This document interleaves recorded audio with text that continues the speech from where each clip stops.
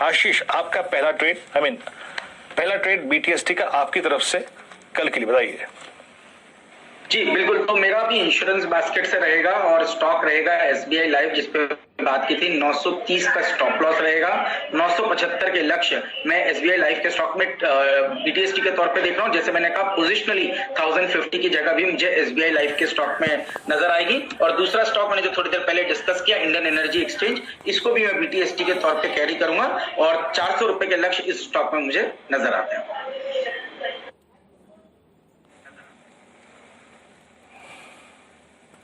Okay रचना जी, आप यहाँ पे आशीष का ट्रेड हो गया एसबीआई लाइफ। रचना जी, आपका कन्विक्शन ट्रेड क्या होगा कल के लिए और क्या पिक कर रही हैं आप? जी, मेरी नजर आरबीएल बैंक पे है और आरबीएल बैंक की फ्यूचर्स में फिलहाल जो मूवमेंट शुरू हुई है कुछ ही देर पहले, उसमें फर्दर स्टीम है और 184.4 पे है फ्यूचर्स इसके। तो इसमें अगर 182 के आसपास ही एसएल लगाया जाए, 182 के नीचे, तो ऊपर वाली साइड पे 190 एंड 194, ये दो टारगेट्स के लिए हम इसमें पोजीशन बना सकते हैं। इसको बीटीएसटी भी करा जा सकता है। और अगर इसके 190 के कॉल की बात भी करूं तो ₹1.5 का है खाली, और इसमें फर्दर मूवमेंट आएगी तो ये 4 साढ़े 4 रुपए और उसके बाद ₹5 और ₹8 की तरफ भी जा सकता है। ये तो बढ़िया तरीके से इंश्योरेंस और प्राइवेट बैंकिंग स्पेस में आप तेजी ट्रैक करते हुए दिख रहे हैं। एचडीएफसी लाइफ पर लॉन्ग, प्रो आईसीआईसीआई पर लॉन्ग, एसबीआई लाइफ, और अब साथ साथ आरबीएल बैंक पर आपको एक लॉन्ग कॉल मिलती हुई दिख रही है। जुड़ते हैं अपने मित्र चंदन तपड़िया साहब से। चंदन जी, कहाँ रुझान कल के सत्र के लिए, लॉन्ग या शॉर्ट?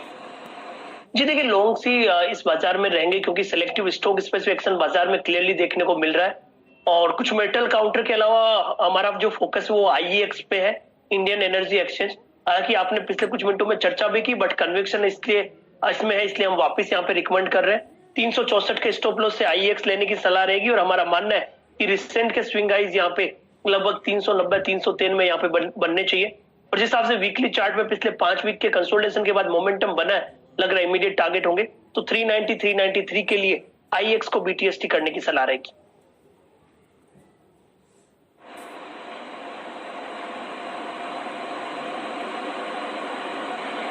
अगर आप देखें बीटीएसटी ट्रेड पे कन्वर्ट करेंगे 364 के स्टॉप लॉस के साथ 390 का टारगेट होगा यहाँ पर। अब और ट्रेड लेते हैं प्रकाश रावत सर का बीटीएसटी ट्रेड। प्रकाश सर, आपका बीटीएसटी ट्रेड क्या होगा बताइए। मेरा स्टॉक है क्यूमेंस इंडिया। इस स्टॉक को मैंने पिछले हफ्ते भी बात की थी, मुझे इतना ध्यान है, कब की थी वो ध्यान नहीं है। क्यूमेंस इंडिया में बहुत बढ़िया बेस बना हुआ है 6-7 दिन का, उसके बाद जो मूव मिला है आज ये बढ़िया मिला है। इसका जो टारगेट है करीब 890 का, लेकिन 890 रुकेगा नहीं, 900 तक जा सकता है। क्यूमेंस इंडिया 900 पॉसिबल है, स्टॉप होगा 860 buy BTST Cummins India. BTST trade होगा आपका क्यूमेंस इंडिया करीब 873 के स्तर पे। अगर आप देखें स्पेस में काफी अच्छी खासी स्ट्रेंथ भी थी और प्रकाश सर इसको एक बीटीएसटी ट्रेड के तौर पे कन्वर्ट करते हुए बात करते हैं अब प्रकाश दीवान सर से। प्रकाश सर, कुछ ऐसे स्टॉक्स जिनको आप इस अर्निंग सीजन में मैं सिर्फ आपसे एक बीटीएसटी ट्रेड नहीं ले रहा हूं, थोड़ी थीम वही रहे शॉर्ट टर्म की। अब कल के प्रोस्पेक्टिव से और अर्निंग्स को देखते हुए जो चीज आप पिक करना चाहें शॉर्ट टर्म प्रोस्पेक्टिव से बताइएगा।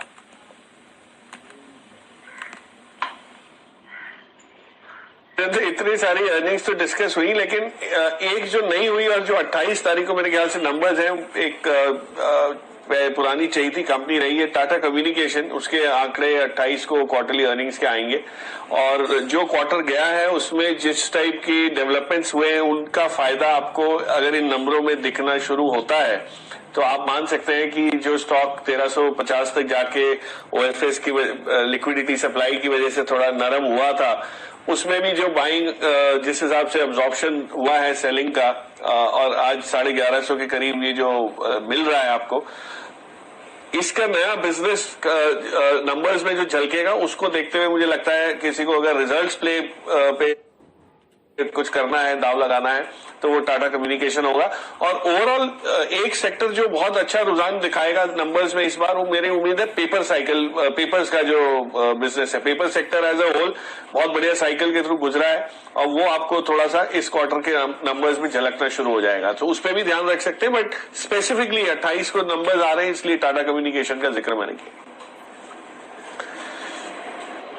चलिए, ये आपके सामने रणनीति आती हुई क्यूमेंस इंडिया पर।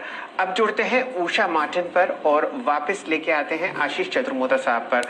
आशीष जी, बहुत ही शानदार यहाँ पर वॉल्यूम ब्रेकआउट आपको उषा मार्टिन में होता हुआ दिख रहा है। कम से कम 15 दिन का highest level 73 lakh share Usha Martin पर, और स्टॉक पूरी कोशिश में कि आपको एक और इंट्राडे हाई लगाता हुआ दिखे 4180। बताइए कहाँ ये काउंटर आपको क्लोज होता हुआ दिख रहा है?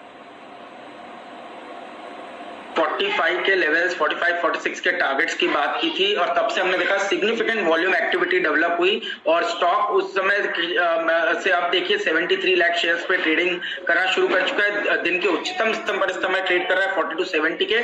46 की एक इमीडिएट अपसाइड मुझे लगता है उषा मार्टिन में देखने को मिलेगी और 46 के लेवल अगर से इस स्टॉक ने आज अब क्रॉस कर लिया तो फिर एक नए ट्रेजेक्टरी में स्टॉक एंटर होगा और तब मुझे लगता है टारगेट्स को फर्दर रिवाइज करने की जरूरत पड़ सकती है। 50-51 की जगह तब मेरे हिसाब से बन जाएगी, बट इमीडिएट बेसिस पे 46 के लेवल्स आपको उषा मार्टिन में देखने को नजर आ जाएंगे। फिलहाल आपकी जो कॉल है उसकी वजह से अप्रैल 2019 का हाईएस्ट लेवल आपके सामने आता हुआ दिख रहा है उषा मार्टिन में, और ये आपके सामने कम से कम 2 साल की हाईएस्ट क्लोज होती हुई दिखेगी 4285। वायर रोप कंपनी है और आप देखिए बहुत ही अंडर वैल्यूड एसेट, 1170 करोड़ की मार्केट कैपिटलाइजेशन और टॉप लाइन आपके सामने लगभग 2154 करोड़ और लगभग 425 करोड़ का मुनाफा इस कंपनी ने पिछले 12 महीनों में ट्रैक किया है। वीरेंद्र जी,